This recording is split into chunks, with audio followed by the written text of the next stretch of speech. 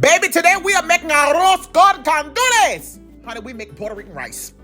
And this is what you're gonna need: a measuring cup, some olive oil, tomato sauce, some gandules, some chicken flavor bouillon, Spanish olives, capers, sazon, adobo, some homemade sofrito, minced garlic, smoked ham, medium grain rice. And bitch, if you ain't making it in this pot, you ain't cooking.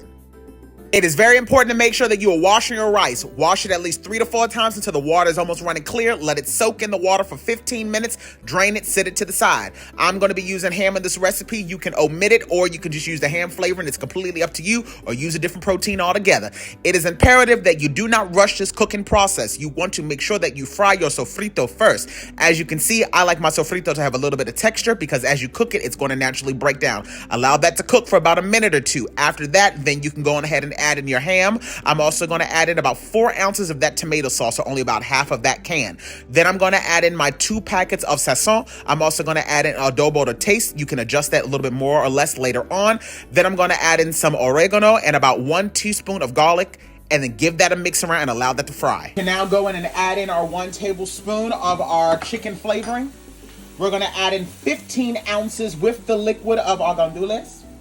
We're also going to add in our capers as well as our olives. This is completely up to taste and preference, so add in as much or as little as you would like.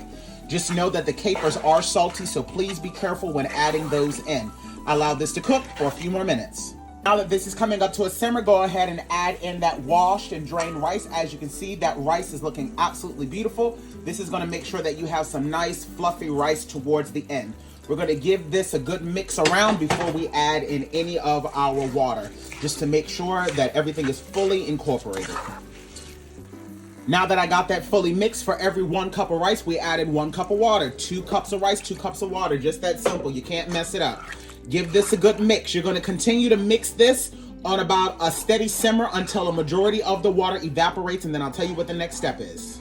All right, so now we're at the point where about 80% of my liquid is gone. This is exactly what I want it to look like. So I'm just gonna mound it up a little bit in the middle. Doesn't need to be perfect. You wanna make sure you reduce your temperature all the way down to low.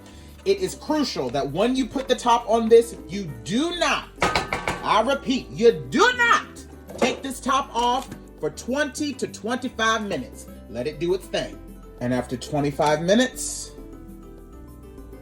just like that, you have some beautiful, fluffy rice. You just bring what's at the bottom up to the top, just like that. And my God, look at that. Look at that. Look at that. My God.